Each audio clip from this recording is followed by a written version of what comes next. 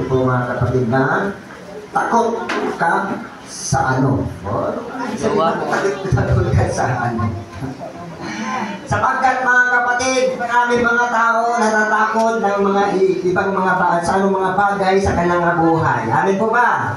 Bawat isa po sa atin, mayroon po tayong inaalaala o inaalaala sa ating mga buhay po. May kinakatakutan. Amin po ba?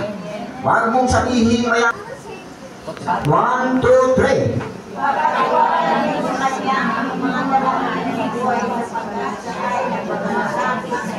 Amen. Anong sabi?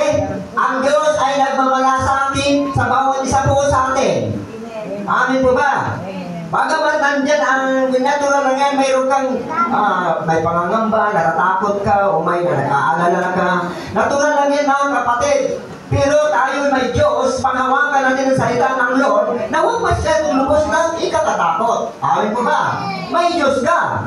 Kasi pag lubusan ng matatakot mga kapatid, ang tanong, Kristiyano ka ba? Amen ba?